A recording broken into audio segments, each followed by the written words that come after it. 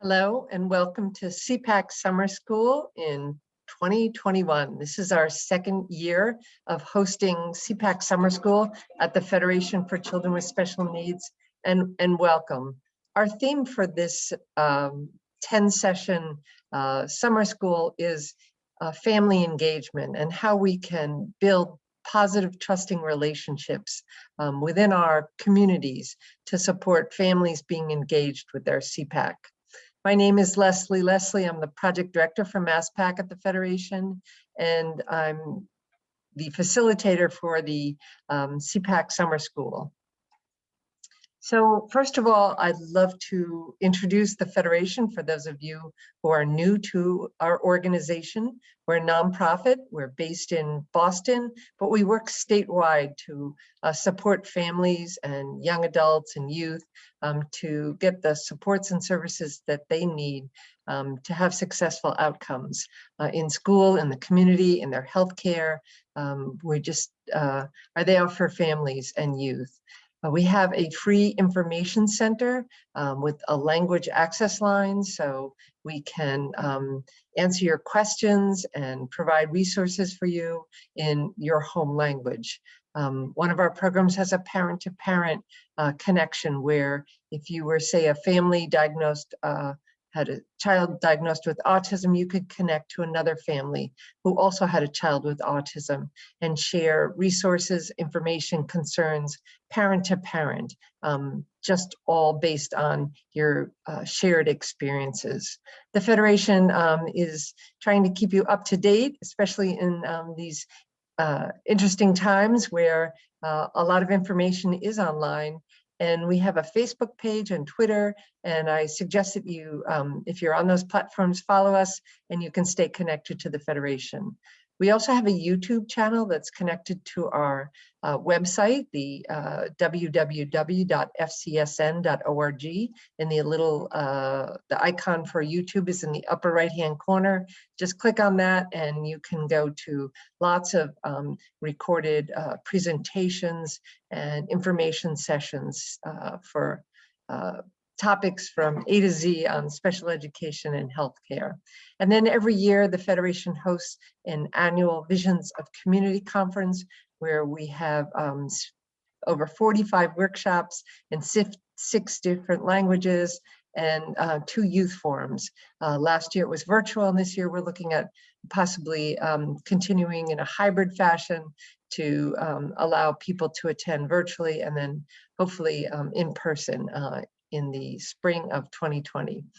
The project that supports special education parent advisory councils, or CPACs, throughout the state is MassPAC, and the page for MassPAC and some of the resources that we have, for example, a CPAC basic toolkit, is on the MassPAC pages of the Federation's website.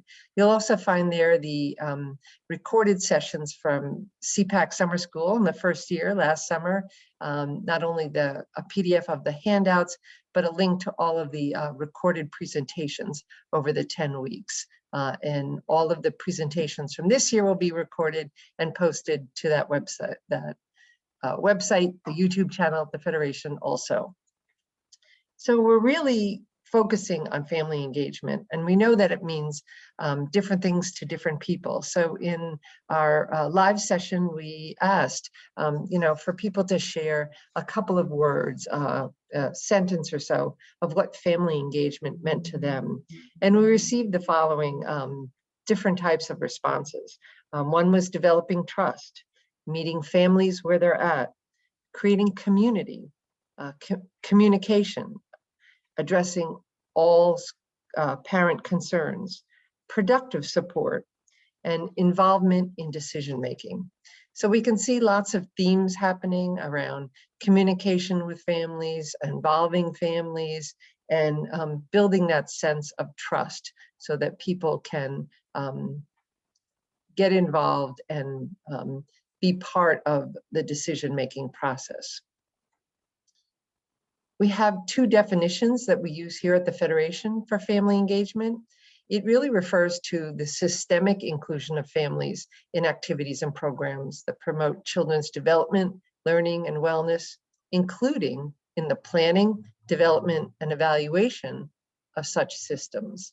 And when I saw this definition, I immediately thought of the law that established CPACs in Massachusetts, because it really was having a advisory group that was involved in moving forward issues that involved the whole system and focusing on systemic change to make better systems that work for families. And specifically, the law says that CPACs should be involved in the planning, development, and evaluation of special education programs. So I just saw that wonderful intersection between family engagement and what CPACs were all about. Another definition that we use here at the Federation is from the Metropolitan Center. It's culturally responsive sustaining family engagement is the practice of authentic equal partnership. It's really rooted in the deep knowledge and appreciation for the rich social and cultural identities, assets, habits, and contexts that families bring to learning.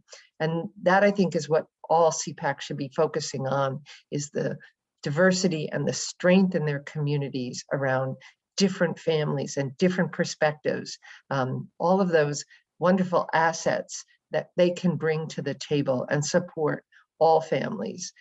It just builds a better community when you have more people involved and your CPAC reflects your district and its populations. So the research supports family engagement for schools and families and communities, because we know when families are involved, students do better. They stay in school longer, they like school, and they just do better. And that's what it's all about. It's really helping better outcomes for all students so that they can successfully learn. The research is based on a report that was done by Ann Henderson and Karen Mapp out of Harvard, and that's available online so that you can review that. We also see a change in the language, even between two of the federal laws. In the early No Child Left Behind Act, there were strategies to increase parent involvement and talking about how to involve parents. And our reauthorization under the Every Student Succeeds Act, they've shifted from the word involvement to engagement. Involvement implies that you're doing something to a group of people, and engagement is you're doing something with families. And I look at a school open house as an example. You can, as an administration, set an open house, have it on Thursday night, have it at 7 p.m., and have it in a certain school or a certain community building. But to be truly successful, it would be better to involve families in the planning of that activity. Is Thursday night the best night for families? Maybe something that started earlier, right after work, so families could come. Maybe providing food for families so that they don't have to choose between making dinner for their families and attending an open house. How do you make it inclusive? How do you make it work for families? And so families, if they're brought to the table and are part of the planning and development of that open house, it'll be more successful and more people will attend and you'll get your message across. And so that's why the word engagement is so important. It's implying doing with. I think families, CPAC should also look to see if their school is a Title I school district, because the law under Title I requires the district to maintain a written family engagement plan. And I think that could be a good starting point for the CPAC to get involved in seeing how your district focuses on family engagement, whether they have a written plan, whether that should be reviewed, and whether that can be even used by the CPAC as a starting point. Because you're really trying to create a space for engagement. You're trying to understand your family's needs and concerns. You want to solicit their ideas. You want them to be engaged in the whole process. And it's really about meeting families where they're at and moving them forward. It's not really to wait for families to come to you. It's you coming to them, involving them, so that your starting point is a lot of outreach. It's understanding the community, their needs, and moving to where they are and engaging them in this process. The guide for family engagement in Massachusetts, there's a brand new family engagement framework called Strengthening Partnerships.